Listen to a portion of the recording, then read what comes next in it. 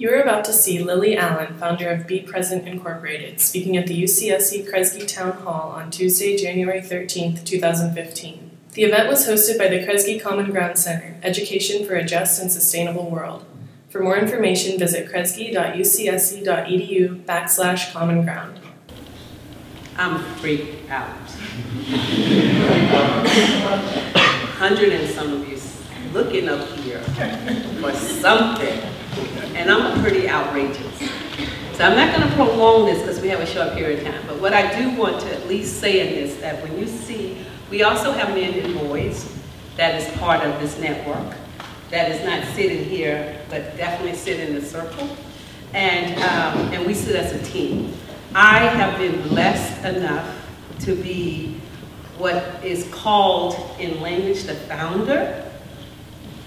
And what that means for me is that I found people like the ones here and like you who's willing to take a risk to at least see whether there's something that is greater than what we often get inside of when we start to feel the disappointment, the anger, and all the places that usually divide us. I found, and that's what Be Present is.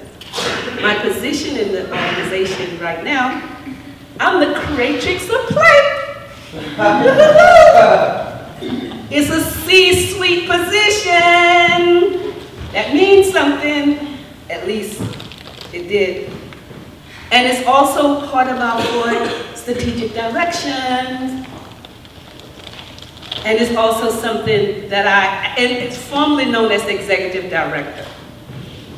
That's another whole historical understanding of how do you start to also name yourself as a movement, start to put those names to those things we do that certainly does have also more of who we are. I sit as a staff. I don't know, as a founder, I sit as a staff, part of a collective. I will also be showing you more about that. And with that, I'm going to shift because I'm going to come back and share a lot more, but I'm going to let the rest of the group at least introduce themselves. Apparently.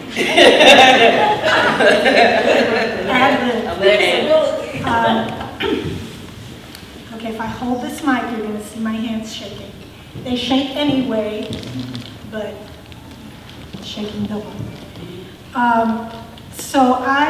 My name is Noah. I live in Oakland, California. I'm part of the Bay Area Regional Core Organizing Group of Be Present. And I came into this work through my daughter, Kwapele. Some of you might know her as Kwapele. And she started in this work when it was just the black women and girls, when she was 10. And formed her own peer-led support group using this model. And as a white Jewish mama of a child who was Jewish and black South African, having a place for her to be able to talk about what her experience was that wasn't just talking with me, but also building that outside support, that extended community support, was huge. And it also made an incredible impact on our relationships. So as soon as the work was opened up to all women and girls, I was in. And I've been here ever since. So since 1987, I can't do the math, but whatever that is. Some of you might have been born around there, you could say. Pass it on. My name is Esther Campos. Soy originaria de México. Nací en México. Ahora he vivido en Santa Cruz por 33 años. I came to this work to Be Present like around 13 years ago. And it's been very transformative for me, being as a people from another country to come here and try to understand all of these complexities of different cultures and behaviors and actions of the people, was a very challenge for me, So coming to this space of Be Present for me was just like come back to a community, you know, to people just always really to be with each other and spend time and work with ourselves, you know. So it has been incredible work for me, you know. I had no voice, I was very oppressed, you know. My father, I am a Doraba peasant in Mexico. Never been in academical field, you know, places or stuff like that, you know, because I grew up, you know, books and no television and no radios and no newspapers. Every image in my head that I have in my childhood was real image. It was not a paper, it was not a photography, it was real for me. And it was, I was told to society that to be in that way was not a very, you know, good thing to be a Doraba peasant, you know. So I struggled a lot with my own identity, you know, and I created a fantasy that I was somebody else, you know. And instead of cover my real identity with a Doraba peasant. And coming back to this work of Be Present has been a very powerful understanding for me to look for, to find that power in who really I am. And has been for me the most beautiful experience to get to know myself, you know, and to have a space when I can talk about me for that place and who really I am, you know. And that gives me so much freedom. I have experienced what really freedom it is when I am really expressing myself for that place of who really I am. I feel it's the only gift that I can give to others, me. And how can I give it fully for who really I am without all of these messages that who I was not good enough. And then I should look another color, then I should have education, and I should have titles, you know, and for me education gives me for every people that I interact. For every interaction I have traveled the world, and I have learned so much from people. And this is how it's to me, it's in a place when people are being seen, you know. And I am being studying of who I am, and feel so comfortable to do that in a space, when it's that space to be able to do that. I am now in the process, I am adopting this child here, my granddaughter, she's 4 years old. And I am so, I'm coming for a culture in everything that we do with kids. You know, and our also in our backs and our shoulders and our hips and everything we do with our kids, you know. Coming to this culture was very shocking for me to see this disconnection, so big disconnection with the children, you know, like separate entities. You know. So to find a space for her and for me, fully, wow. It's a gift to me. And I feel I cannot give you a better, you know, degrees of colleges or degrees of anything like that to my granddaughter than to give her this space. Because for me that is a place that frees your spirit and you find your really voice. And then standing for a voice and everything coming out of that truthfulness and that reality is such a gift. So I am so grateful in having this space. I am part of the board of directors and the organization. And she's been with me when she was a baby, changing the diapers in the middle of the room, the poop was smelling in the room, and the board meetings keeps going. And that is the space I want to be. That is to me a real community. And we don't have to be a community when we talk about it, when we gather to talk about it, and we're a happy community people and then take it off. No, community is in every moment, in every action of our lives. And this is how we be present, has no separation. It's not like I wear my hat as a facilitator, I wear my hat as a mama, my grandmother, a hat as a board of directors member, nothing at all. I have these pages to be. And that is this is the space to practice, you know, and I'm so grateful. And this is the best gift I can give it to all. Thank you.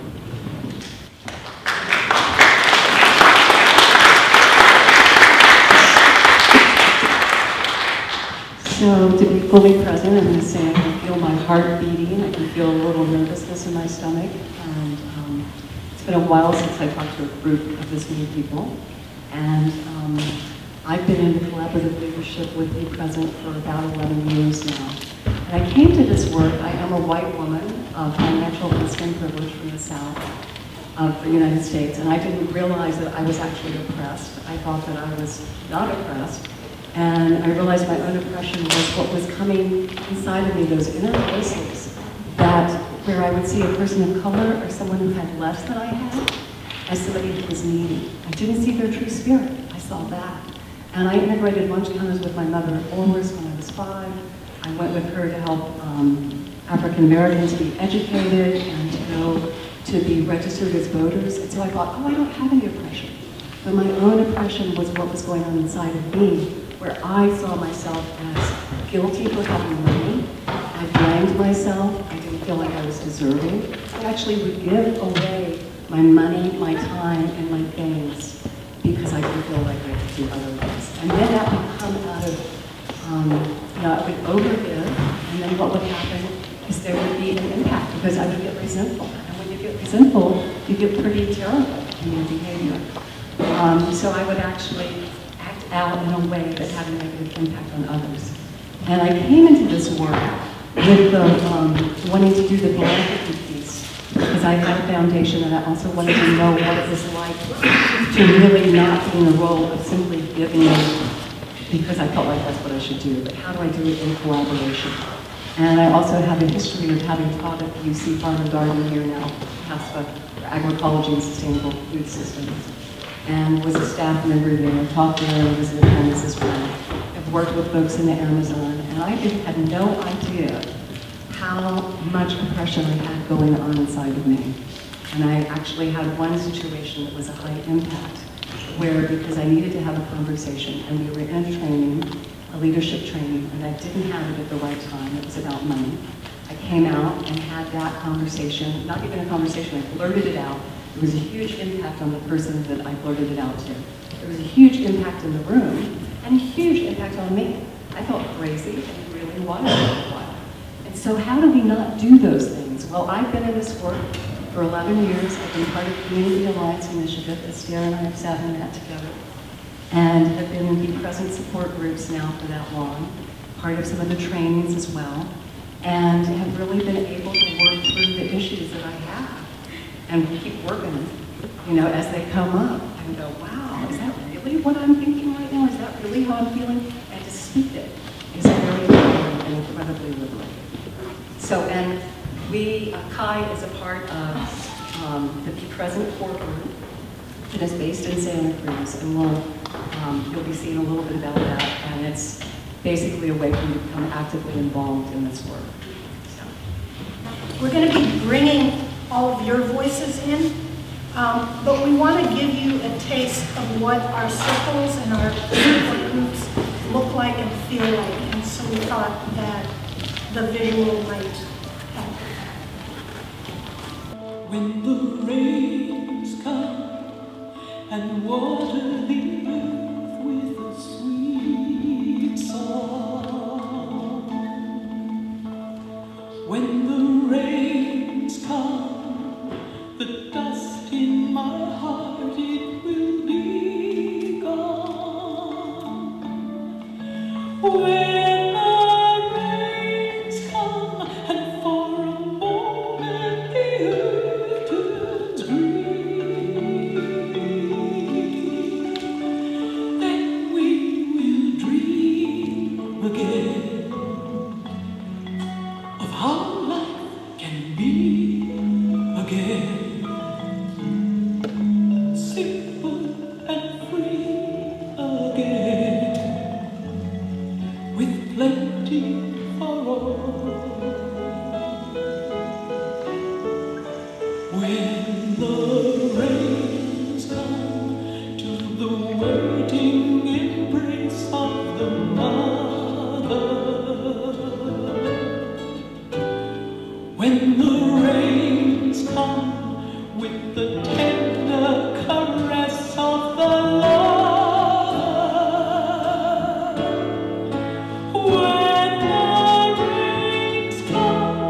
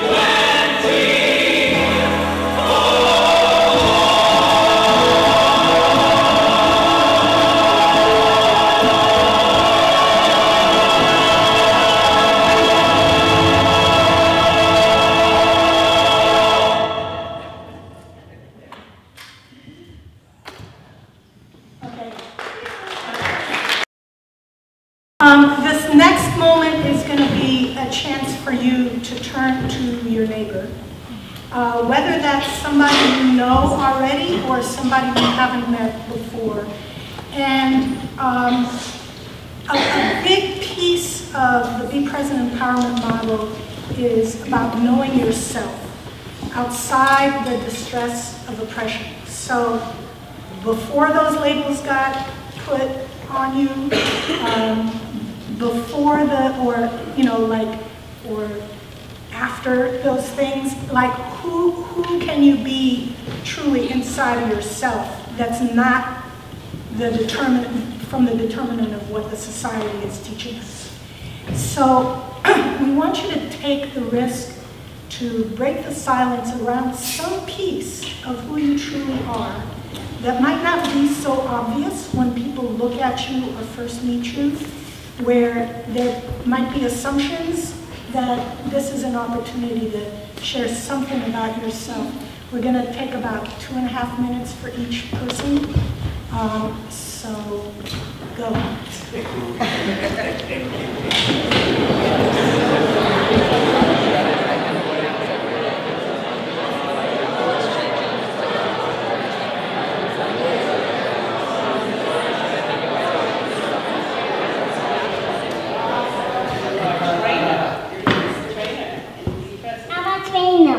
And you're on the leadership team? Yes.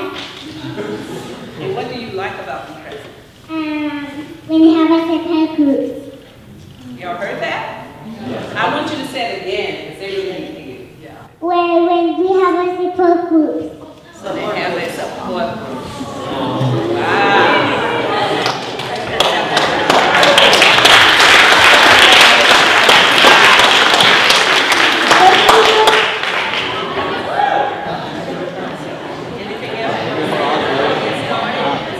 Come to Be Present because it's fun. Y'all heard that? I'm not telling again. Come to Be Present because it's fun. Yeah.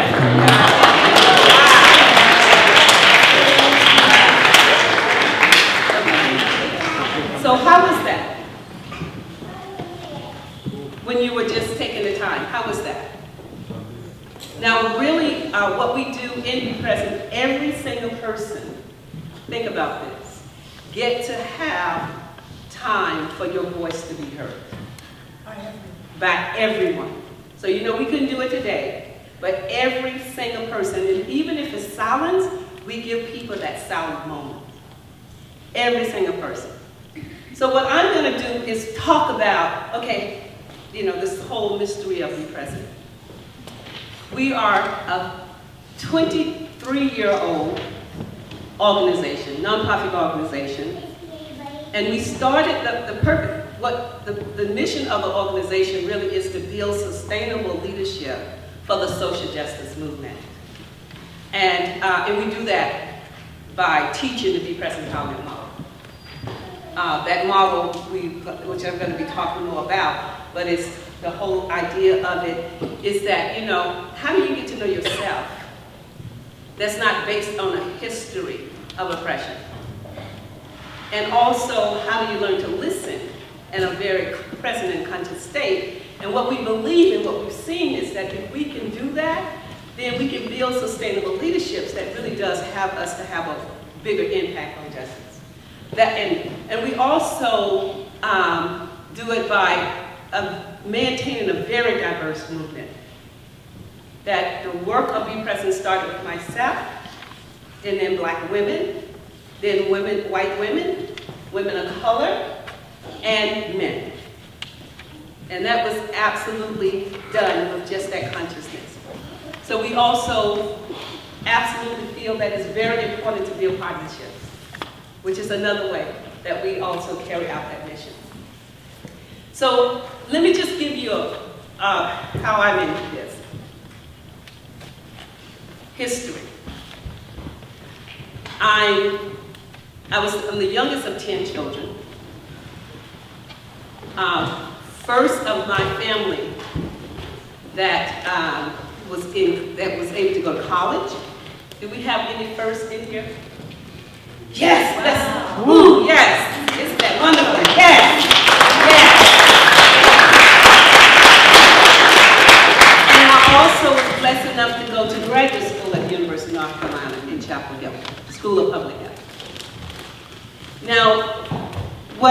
to talk about is the process that what I went through to come to this point where now we're talking about an institution. So here I am, migratory workers, because my family being, I'm from Florida. People might know Miami and Fort Lauderdale. I don't know whether you know Pompano, but that's where I'm from, Pompano. And when I went to undergraduate school, and when I went to, it's an all-black institution. And remember, no one else in my family had gone to college. I was the first. Plus, my mom and daddy had no money to even help me go. They didn't even understand anything about what it means to even send anyone to college. But I felt like, and I had a lot of people, I want to just tell you this, I had a lot of people in my life. I'm still right now in relationship to people, teachers who were in my, in junior high, that I still have a relationship with 50, 60 years later. But the community really did help me move myself to the places where my parents did not have any information, insight around. When I decided to go to, I don't want to say college, but when I went to this all-black institution, one of the things that I was saying to myself, I was talking to myself really heavily, was that the reason why I felt comfortable that I could go was because it was an all-black institution and I knew at least how to study. That was my rationale. Well, that was the beginning of this journey that I'm on now. So I go to the school, try out for majorette. Do people know what majorettes? I know it's heavy. If you know what majorettes are, the batons, you know, you twirl those batons. In fact, I'm going to be bringing my baton the next time.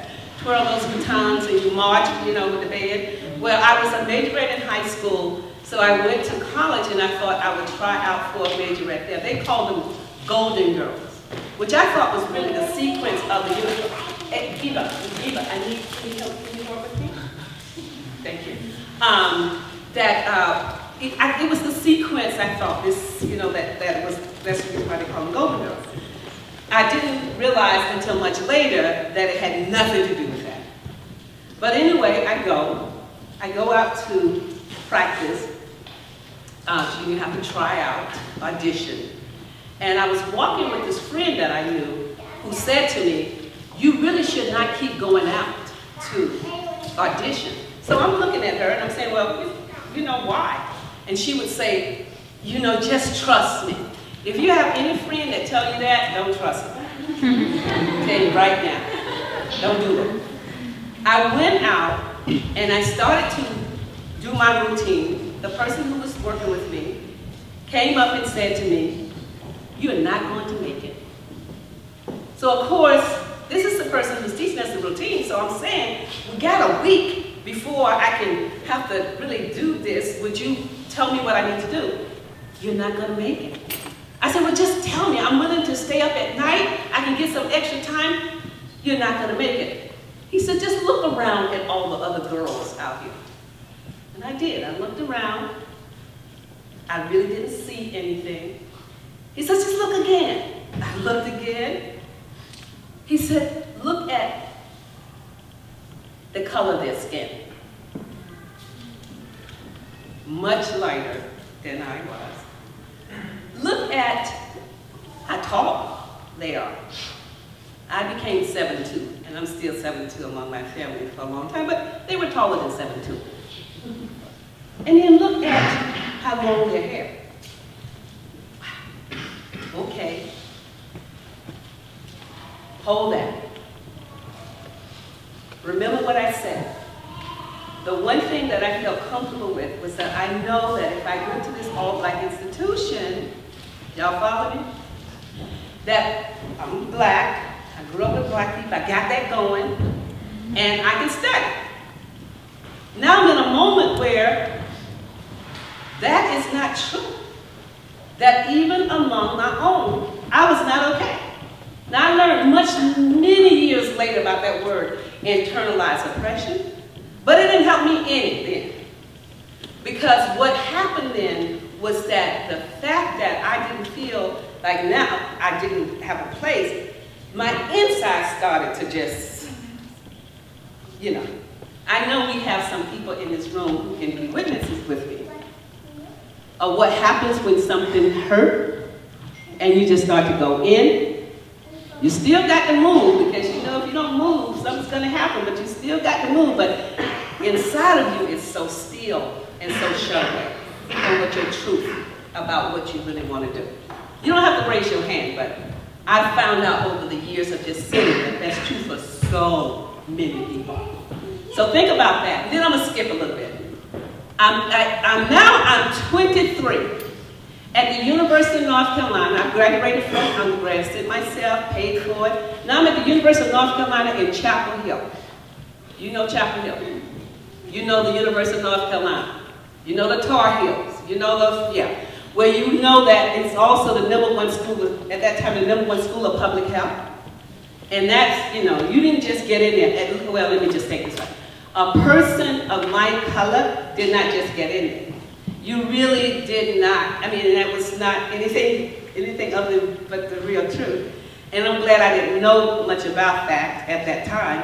But I was fortunate enough, again, to have this same major grade teacher in high school that was there for me when this incident happened when I was in school and the undergrad school that sent me back to make sure that I stay inside of the majorette. And by the way, I did become a Golden Girl, and the first Golden Girl of my color of that time. So this same teacher was now at the University of North Carolina, Chapel Hill, told me about this program, asked me to come, so I did. And I found out that they had some money, Rockefeller at that time, the Rockefeller Fellow. They were doing population education at that time. Even in that moment when I did become a Rockefeller Fellow, I didn't do research. I worked with young people in the public housing community and taught them dance as another way to be able to open up with their spirits and to be able to be more effective inside of the school. But when I went to get into that school, it was you have to be a person of color. And I need to stop and say a little thing here. I didn't really understand about a person of color. A lot of things I just want to just say. I know a lot of times we think people kind of know and understand the same language. I didn't know it, but what I loved about it was I was the one that can get some money. So I was pretty excited about that. So when I went in to sit with this person, it was a white woman, and I was very excited. You can see my excitement. This is just a natural state that I'm in. And so the woman says to me, she says, I told her I was there to apply for the fellowship. And she said, you know, have you been accepted inside of the school? And I said, no. Now, that's when I also understood about language. We all speak English, but we really have different understanding of what we're saying. I know you've experienced that. And here in this situation, what happened was that I had applied, I had had all of my interviews, I had been accepted, but they didn't have the money, and I knew then that I was smart enough to get money to go to school. So I was waiting to go in their next program. So when the woman asked me had I been accepted, to me I wasn't in, so I wasn't accepted, but she thought I had not gotten qualified to go. So, but I learned a lot at that age because I was 23 then, 3 children, 23, y'all hear me?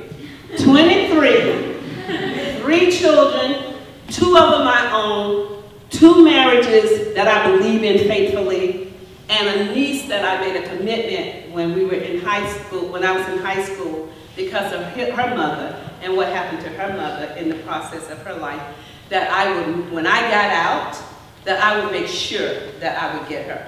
And that niece now is 52 years of age with 3 children. So when I went to apply, and so when the person said to me, she says, well, if you know, if you get in, I will give you the money. So I said, would you write it down?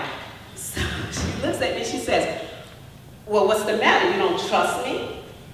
And of course, I did my performance. Of course, I trust you.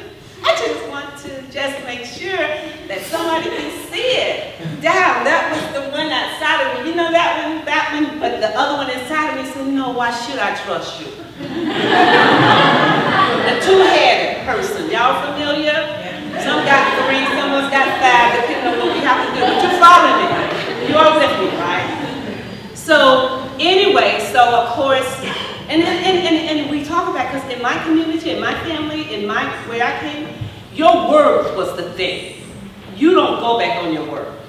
But then I integrated into a culture that you have to write it down. So when someone tells you something, you know, I got in a lot of trouble because later when I would say, but you told me, and they said, well, did you write it? It was horrible. I do understand this is a critical moment. I understand those moments when you just want to go off. I really do. I'm just sorry. I do. I really am no longer on the edge, but I do understand it. In that moment, so she wrote it down for me, and I went to my department. Of course, I was the student that they was missing in the department, so I just got in. I came back to this woman. She lost her mind. She started did not want to give me the money. Really, I mean, didn't want to give me the money. Then took out-of-state fees so that I had to even pay more. I mean, it was a horrible thing to see. The only thing that saved me was it was written down. So I didn't have to commit any kind of crime or any kind of, I didn't have to do nothing beside myself. You know, I just was able to sustain that. And got into the University of North Carolina, Chapel Hill. Now remember, I sent myself to undergraduate school, 23, 2 husbands, divorced, married twice, divorced, and here I am at the University of North Carolina with my stuff in that. So you got the picture. I walked into that university and something happened to me. I started to really feel inside of me. Everybody in there was mostly white skin. I learned since then that white skin doesn't mean that you're the same culture, but I had to, black and white is my life.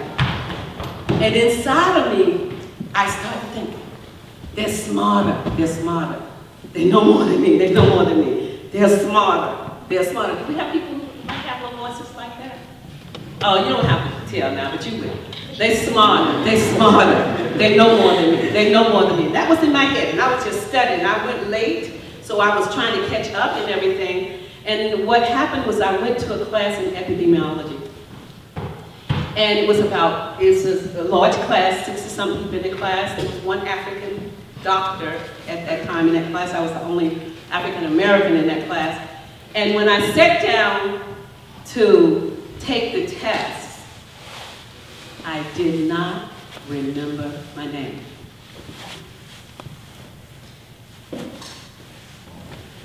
I know y'all, I know it.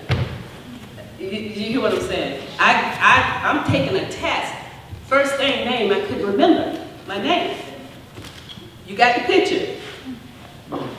Now here, so I'm down, I know enough, and if I didn't know my name, I was in trouble. My mom had told me that. So I got that, but then I looked around for somebody in that room, just somebody that I can tap and say, can you tell my name? I couldn't, 60-something, and I could not do that. I knew I was in trouble, so I got up that moment. I got ready to go, and the person who was, it wasn't the professor there, it was the person who was giving the test. And I said to her, I said, so she asked me, she said, what's wrong with you? I said, I can't remember my name. And tears was coming down my eyes, and I want to tell you, I gave up crying when I was 19. Couldn't cry, take care of children, and all the other stuff. Just let me put that out. Tears was coming down my eyes. I look at I walk out of the door. Not one silence. Have y'all heard silence before? Have people, anybody have heard silence? Do you know silence is loud? Yes. You do know that, right? Yes. That room, they watched me walk out of that room. Tears coming down my eyes. And the thing that I was blessed with, I was riding a bicycle, but I find that since then, you really can be in a serious accident with a bicycle because you can't run a car. But something, when I walked out of that room, and of course I was crying, and then, but my eyes, it's all of a sudden, everything was bright. I couldn't, you know, could not believe that everything, I could see the trees and you know, faces of the people I was, you know, riding by, and I saw faces and stuff. I just happened to go to this woman that I knew, hollering and screaming. So she came slowly towards me when I walked in the door. She says, you know, what's wrong with you? What? I said, I don't know my name, Auntie. My middle name is Pearl. So she said, your name is Pearl, fool. So she sat me down.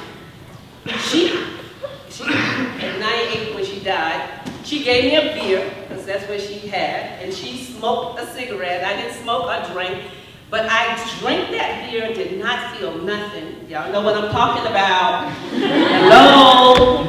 When you keep trying to get more and more and more and more and more trying to sedate you. I drank that beer, could not, and then at the same time, I didn't cough when I smoked a cigarette. I didn't smoke. And she reminded me who I was. She sent me back to the campus, and I went back. And when I went back, what I ended up doing was to see the professor who had sat with me, who did say, well, you know, I watched you, you already knew the work, why did you study? I had to take the exam then, and even at that moment, I don't know. I did take the exam.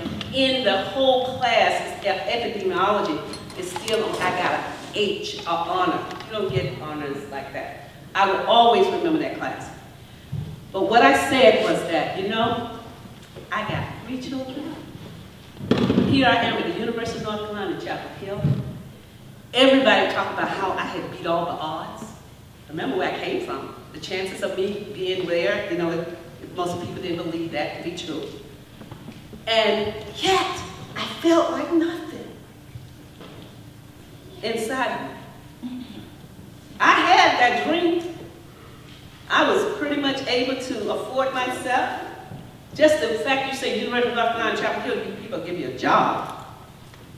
That's the truth, is known for that. But I had more than that, and yet I didn't feel anything. So that's when I said, okay, all right. I cannot raise these children in this world to be what we call good citizens if I myself do not trust you. There's no way I trust you. You understand? I just didn't. And here I'm supposed to build community, be collaborative. Y'all following all those words. And yet, somebody who looks like you, just the skin color, not even anything else, will not allow me to say or even see you. But I learned how to participate, you know, because that's the way you learn how to do it. That's what we have to do, how to do it. I wanted more than that. So the beginning of this work started with me.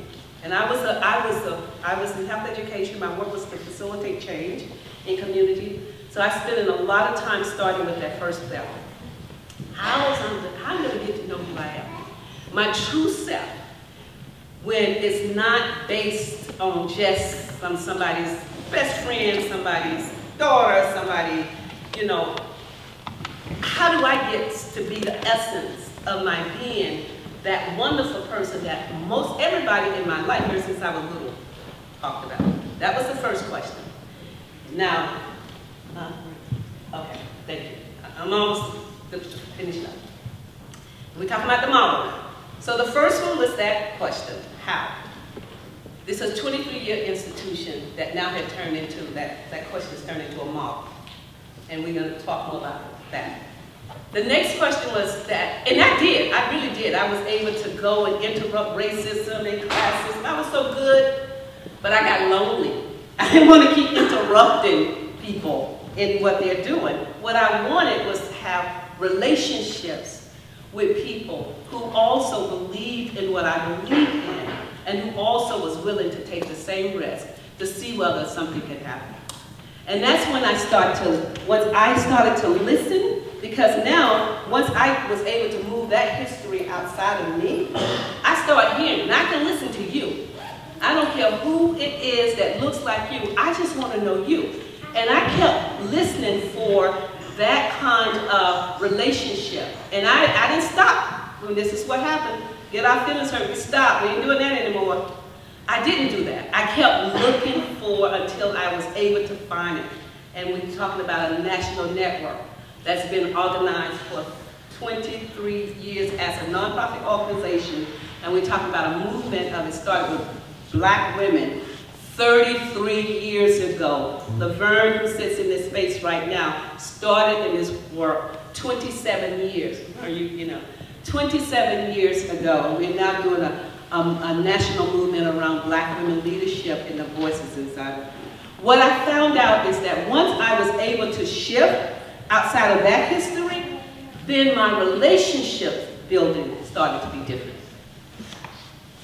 So you heard Noah and talked about the moment that she had around music. We also, organization, had a moment around race in this organization.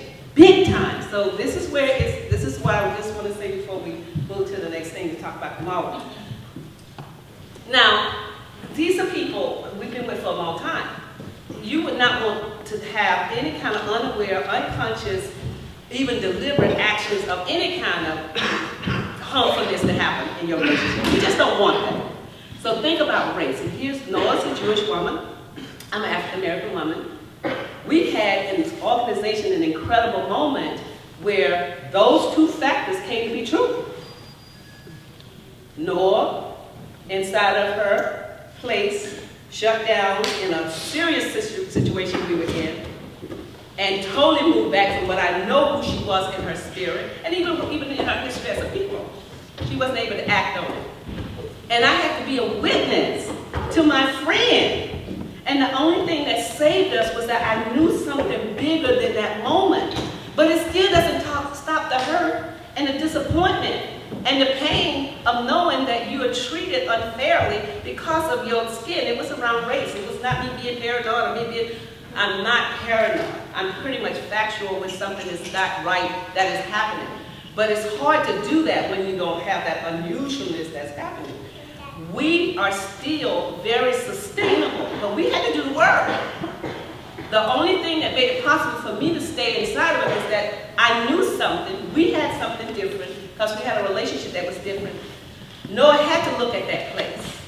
And I also had to stay open in my heart and spirit as we were walking through that process together. And oh my God, I am in a place where what is true for me is that there's nothing that can ever happen by any individual, not even in the government, by any system that will take away from me that knowing of what I have really discovered to be true about the relationships that has been built inside of this network. I'm over it. That's a very powerful state to be inside of, because that's the liberation that we're looking for. And that's the place of actions that we have to come. So when we talk about the Be Present Empowerment Model, we're talking about the first of just getting to know yourself. Now, I know people think they know their self and everything. I did too. But what I found out about myself that was very important, that it was not only that what I knew about myself was all the things I had to do for myself to make sure I was not in trouble with anybody else. What I didn't allow was that part of me that was so natural to emerge itself. And here's where the kicker comes. You ready? And then we're going to move. I thought, you look at me, you see I'm a black woman. It's visible, right? But what I had to do to be this visible is to shut down my own. I can't walk inside of this space with that kind of stuff that comes towards me from people, so I had to shut down. Are you following me? But what I found out inside of this work, as I'm also open, is that in order for me to also be out in who I am, I also have to look at that place where I had to shut myself down and shut off because of the fact that it was so hard just to walk around as someone with my skin color. So I had work to do. And because of the fact that I had more people who were able to be outside of that, it made it possible for me to open it. That's why the work started with myself, then with black women, then black women sat with women of color and white women, and then we as women sat with the men. And what we built is the institution that we have. So we're gonna So what we want to do is, so that's the Be Present Empowerment Month. You really have a lot of places. It's a practice place. It really is a practice place. But we want to, the sun? The sun. The sun. Yeah. So we're going to play a song right now that has the model in it, and then we're going to come back and we're going to also want to engage you for a second or two around where you are, just in reference to that. Now let me break it down for you like a math teacher. I learned a lot this weekend from a staff of teachers. And yeah, I was kind of wrong, we couldn't have Tamika. But it was nice meeting Chrissy, I was glad to meet her. Knowing who I am is kind of like common sense. And doing this work, keep me grounded like punishment. I had a couple of good learners that were prominent, but seeing other people movement was astonishing.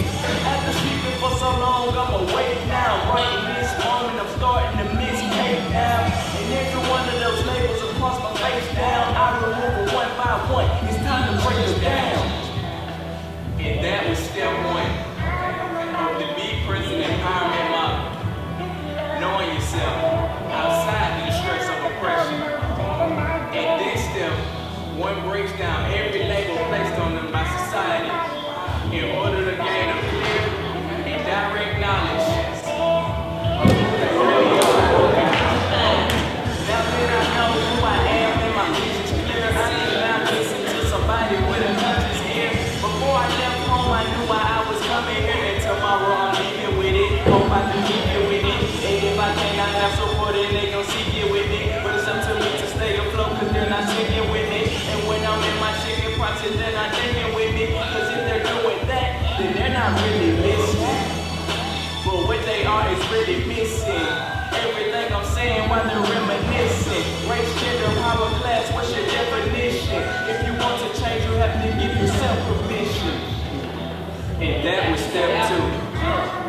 Listening in the conscious and present state. In this step, one practices listening to another person with the conscious ear. By doing so, that person will allow the speaker to guide themselves and uncover their own truth. Now that I have the arch tool on my waist and hips, I can go out and build effective relationships. I'm at the surface of the water with the waves of ships. I try to stay above, but sometimes I be taking dips. But I come up for air before I lose consciousness and get swept away by the currents like I'm a fish. You need support, I'm the one you should come and get, and I'll take time out for you just to come and sit.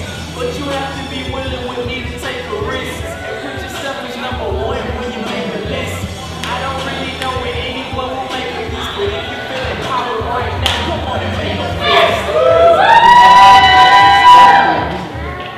The third and final step is Be Present Empowerment Month.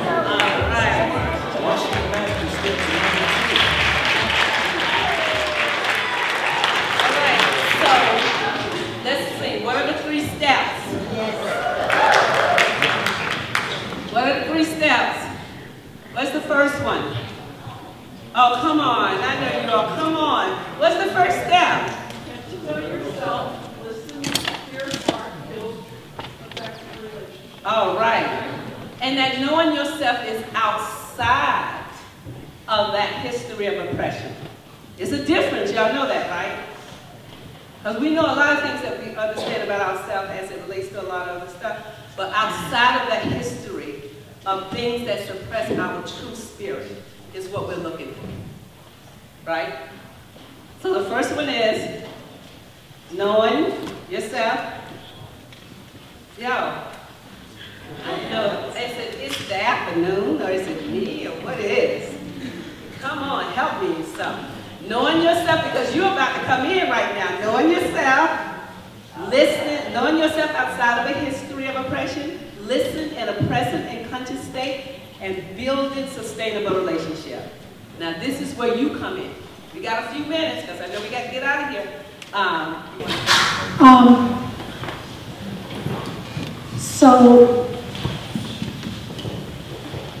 when you're in relationship with someone that is different from you, in whatever way that difference is defined, what is that?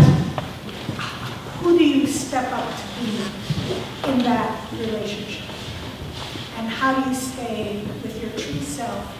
And when you're listening, how do you know the difference between what is really hearing the other person and what are your assumptions about that other person?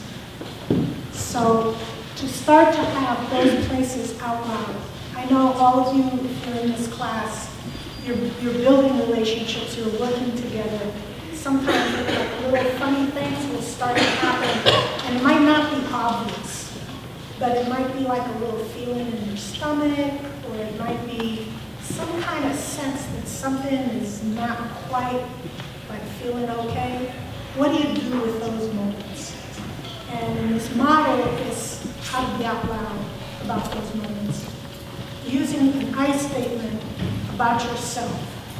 Nobody can argue with an I statement because it's your experience, as long as you keep the other person out of it. So we're inviting you, like even from when you were introducing yourselves to each other, to bring your voice in about how you stay true to yourself in those moments. I don't know how to Yeah, no, it was fine. I was going to say, quicker question, simpler one. Yeah. So to make it a little more simple so that you can, you can move forward with it. What are the things that you notice about yourself when you're working in relationship with people who are different? What comes up for you? What comes up for you when you're working in relationship with people who are different, especially in collaborative leadership? I can say I have all kinds of things that come up for me. So we're going to just do popcorn. Yes. Yeah. This is the risk taking. I took a risk and I told y'all everything. Skip. Who wants to? Yes, one part of the application. I went to another.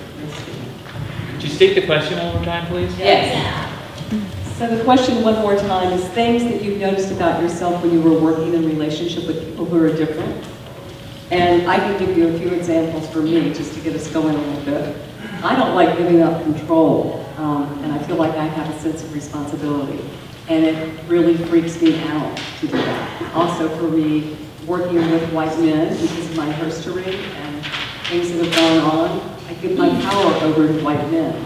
So I don't generally keep that when I'm working in a relationship with them. So, we're going to do popcorn. Yeah, now walk around with the mic. Yes. Just raise your hand. Oh, back. All right. Can you guys hear me? Yes. Okay, perfect. Hi, my name is Denise. You can call me whatever you like, either Denise or Denise. You can call me friend. Nice to meet you guys. What? Anyways, one thing I've been trying to work on is trying to step down a little. I'm like this person who likes to do a lot of independent things, and when I work with someone, I usually do all the work, and then I was like, wait, I have to rethink about this. Like, I have to work with them. If I don't work with them, they do all the work. That doesn't make sense. I don't know, but yeah. That's one thing I've been trying to work on is like being able to work with people and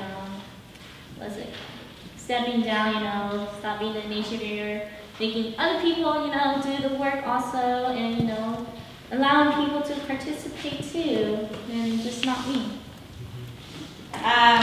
When I'm working with other people and collaborating with them, I think after everything is said and done, one thing that really sticks with me is this fear of how people are going to judge me. So I feel like I usually often try to present myself in a way that people want to see me, instead of really being legitimate with myself.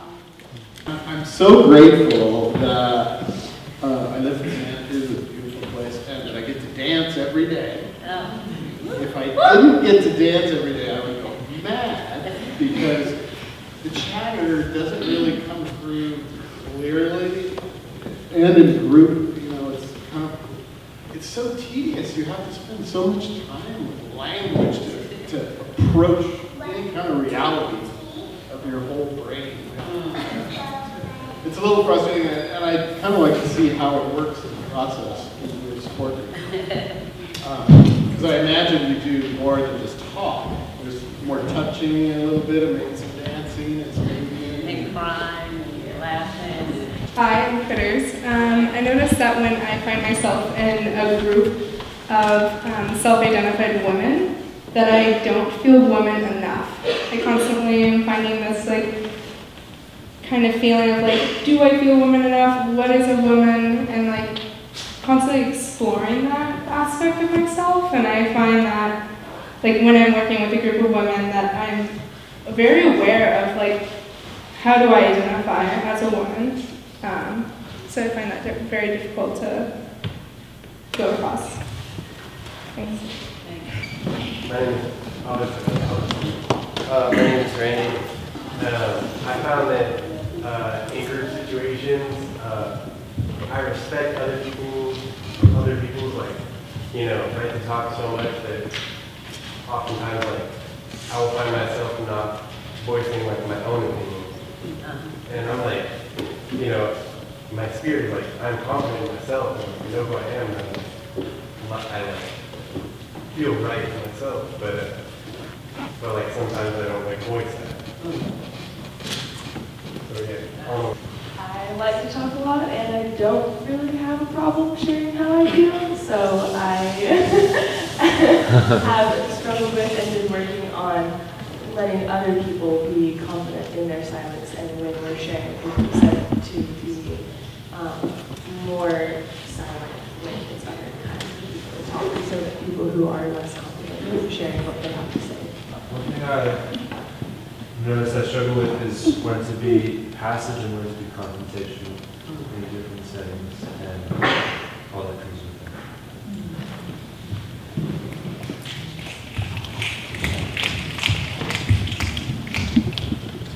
Go with that, or if you want outdoor voice. My name is John, and something that I find very uncomfortable is when I like introduce people or I facilitate a group and it's just silent and people aren't really intermingling with each other. And I'm like, you're awesome, I like you, you're great too, just like, come on. It's like, and I just like force the subject sometimes too much. I just need to be more like water. Yeah. Probably the most, my name is Brian, by the way. Probably the most challenging thing for me is a difference in perspectives. Usually when I'm in a group, I'll think my idea is the best, and I think that we should do that, and that's going to be the best direction for the project, but it's not always that way. Sometimes you have to take a step back, and you have to realize that other people's ideas might be better than yours. I mean, don't ever detract from your own ideas, but bring them together and kind of come to a compromise and accept other people's ideas and help them strengthen your own. Kind of adopt and learn along the way. Hi, I'm Suwan, and I've learned that if I'm in a group of a bunch of different individuals, I really need to work on empathizing more with other people's backstories and cultures. Because I feel like, you feel that you have the most struggles sometimes, and you hear somebody else's struggles, like, I know that's fine, like, you're fine. Like, I would have been able to deal with that, but that's just one part of me that really most people also are probably really struggling with empathizing with other people's backstories. So that's what I work on. My name is Lupe, and one thing I noticed about myself when working in a group is I've grown up in such a diverse community and family that I seem to always have an open ear to make sure no one is trying to offend anyone else. So I'm a pretty defensive person, especially to strangers also, but especially to my family and friends. I don't like anyone putting anyone down in front of me. So that's what I notice when I'm in a group. I'm Taylor, and when I'm in a group, I often have a hard time digesting what a person is saying as a whole. Sometimes I'll hear one thing that they say, and it just kind of surprises me. I'm like, oh, they kind of blow my in my mind instead of just listening to it.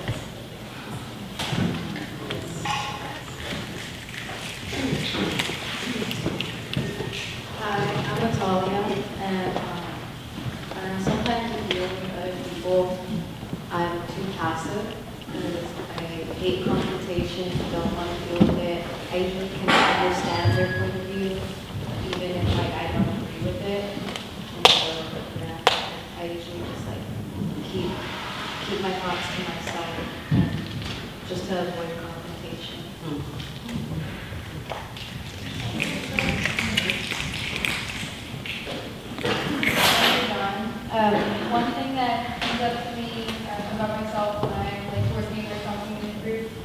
is I often don't say anything. I almost did it just now. Because all these thoughts come across my head, like, is that even valid? Like, is that even touch on the topic that they're talking about? Like, will that even fit in? And I don't know, I just won't say anything. So that's something.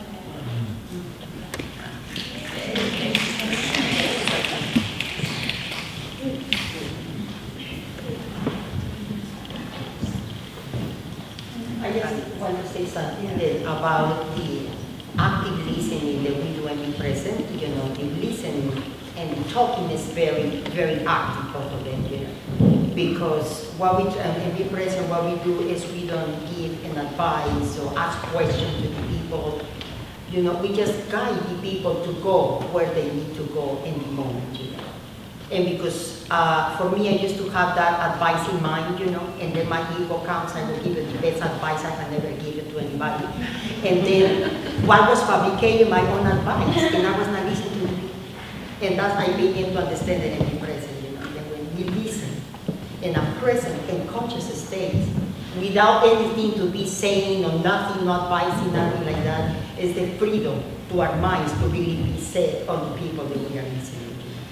And this is how I feel opens a whole other channel to really get to know the other person, you know, and to have more closeness to the person because we are really connected in that way, you know. We are not putting our own thinking and our own thoughts and making our own assumptions about what the people were saying, you know. And sometimes we are very conscious of the type of question that we make because sometimes this question comes out of curiosity and our own head, you know. Oh, what happened in that situation, you know. We don't do these kind of questions, you know, because they take people out of their deadness than they are in their work, you know. So when we are very conscious of when we make a question, is this question to help the person or is a question for me that I want to feel something out of curiosity? That is very important, you know, and that distinction or this way to listen, you know, has really, for me, helped me a lot to really get to know people and to engage and to really be connected in another way with the people because I have my whole energy focused into receiving what they give or the sharing, you know. It's very sacred to me, that sharing, you know. We become very sacred at that moment because it's just amongst us and it's not my mind doing any fabrication or any, my ego playing games and I will give a good advice, nothing like that. It's just my mind there.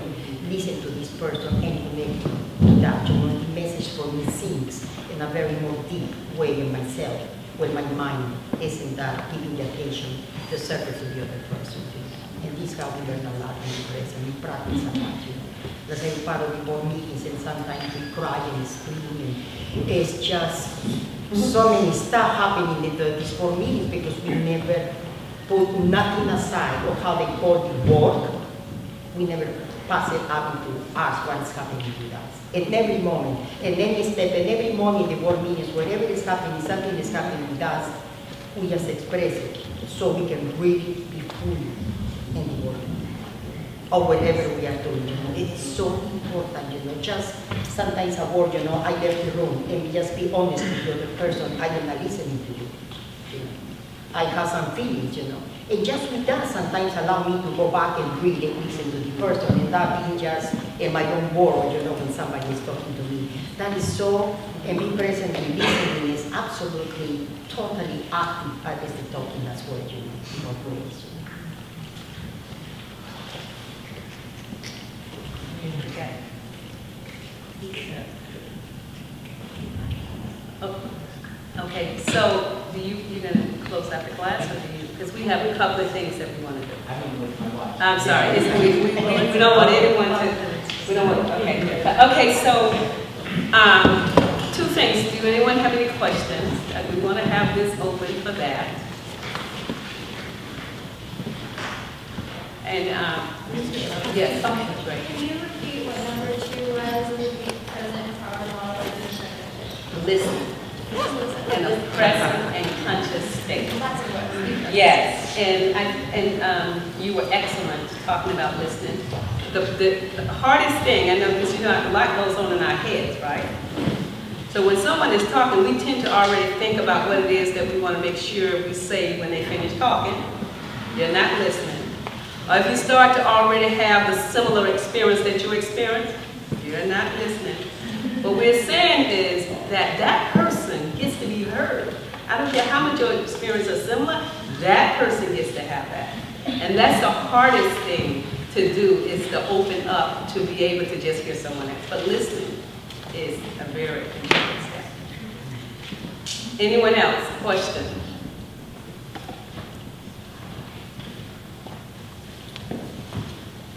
Okay. The other thing is we have an assignment. You have homework.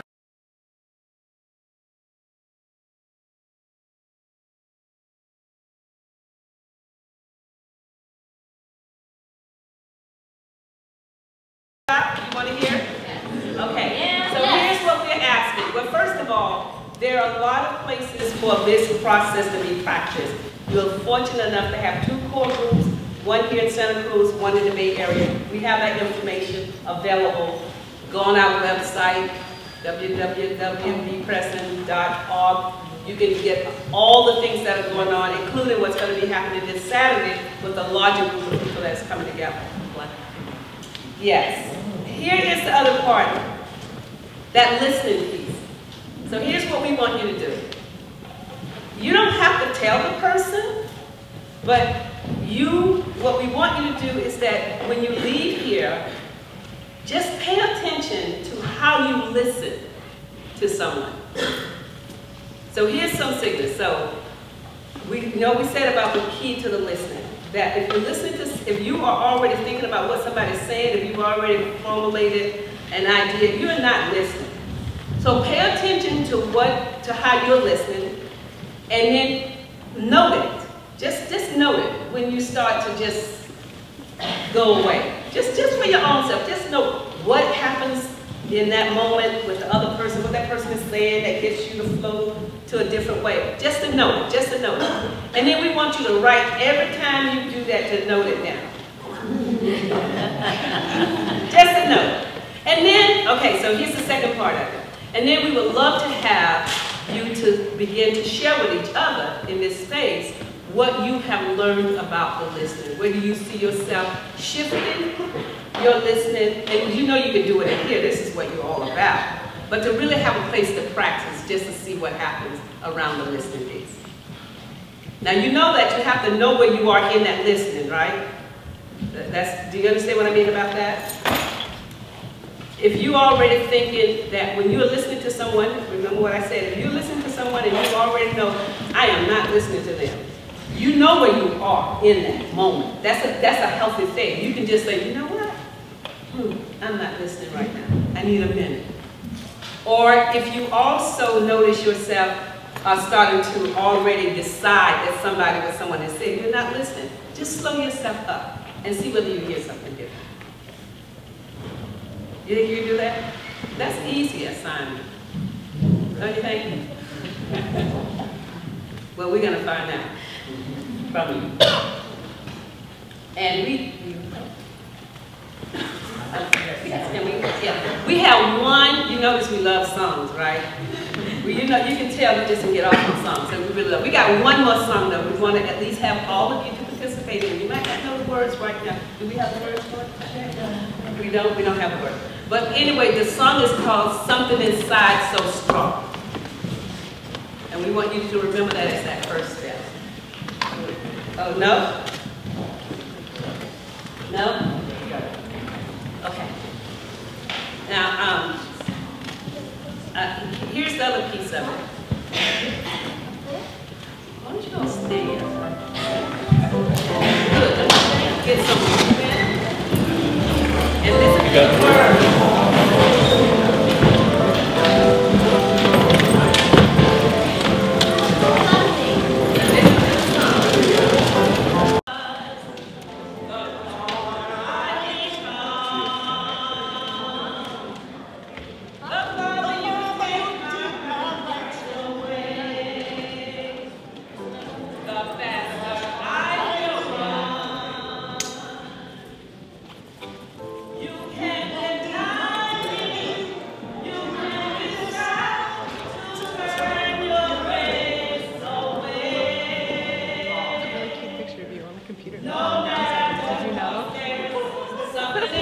It's hella funny.